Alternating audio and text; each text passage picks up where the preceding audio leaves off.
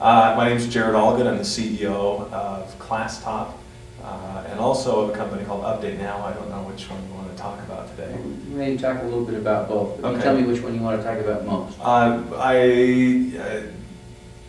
We can go half and half. Update Now has been a critical tool to allow ClassTop to happen. And so from the perspective of other entrepreneurs, it might be interesting to hear about how that came Great. about. Well, tell us what Update Now is and how it's doing. What makes it special?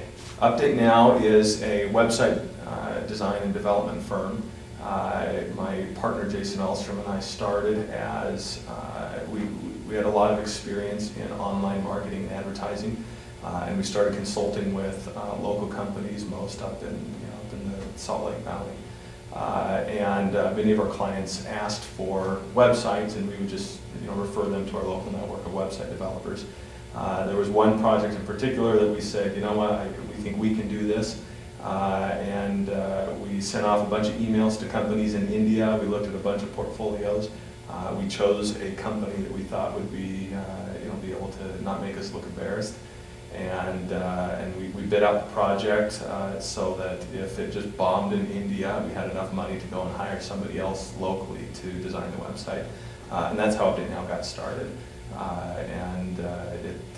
It just has grown from there. We do both custom website design and we also do website maintenance subscriptions, which you're one of our customers. Yeah. We are a happy customer of Update Now. It's been a great way for us to keep our website current and looking professional, in contrast to the old days when I used to do it myself, and it looked like it. So, now, tell us about ClassTop. What is ClassTop? Hi, ClassTop is, so now everybody understands websites. ClassTop is, we're going after a much nichier market, so it's a little, it's not difficult to understand, but it might be difficult to understand why we're getting into this. It is a client-side Flash application that synchronizes course content changes with learning management systems at universities and colleges.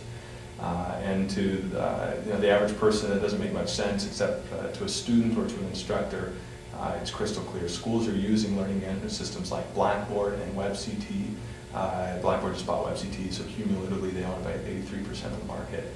And to manage online courses, or just to manage the online distribution of information, syllabi and lecture notes and things like that to classes that are on campus and at location. And we recognize that schools, just that instructors weren't using these learning management systems. We recognized that at BYU, and we thought other schools might have a problem with that. So we began contacting CIOs and Blackboard administrators at different schools, trying to find out if they suffered from the same problem. And we opened up a dialogue with them about what a potential solution might be, and that's how ClassTop came about. Backing up, Update Now, as we got into Update Now, we realized, being that it's a service-oriented business, it is not that it's not scalable, but it wasn't as scalable as we wanted it to be.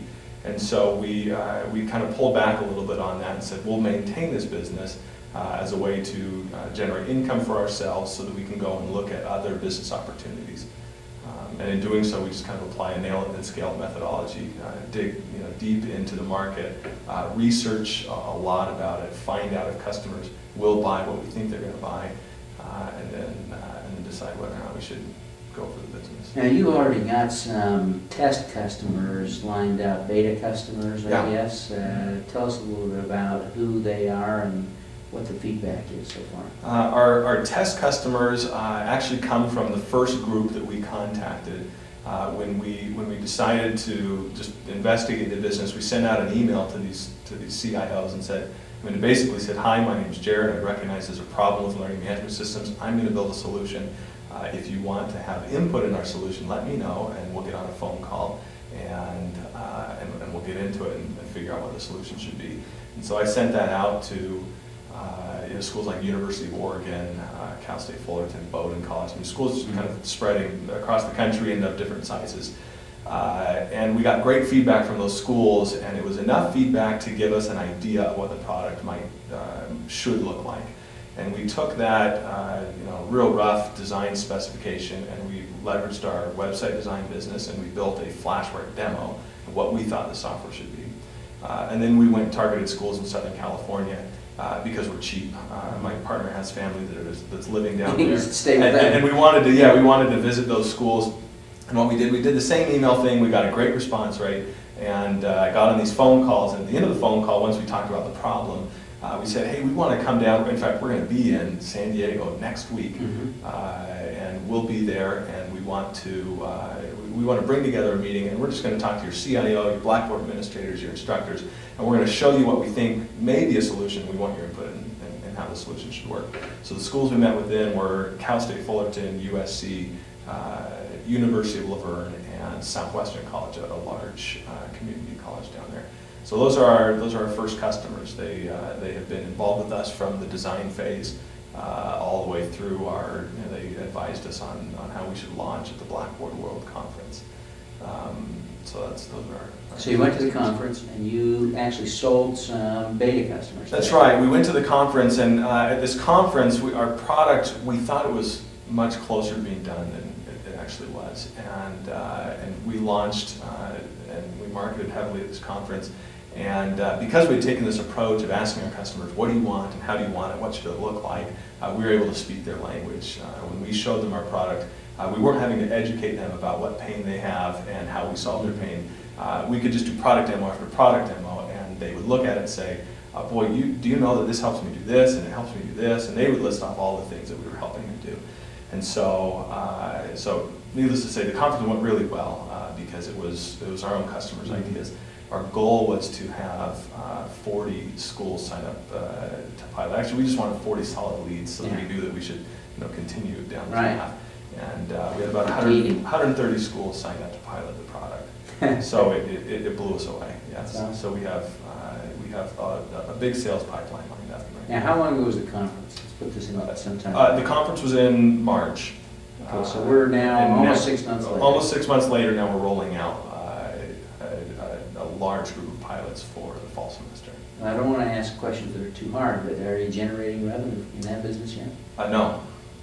So when do you expect to start charging your customers cash for using it? We'll have a group of customers that are paying to beta pilot. You think that'll be this fall or next? Yeah, that's this fall. Awesome. Yeah, they've got budgets set aside and ready to go. So that's something that is happening this fall.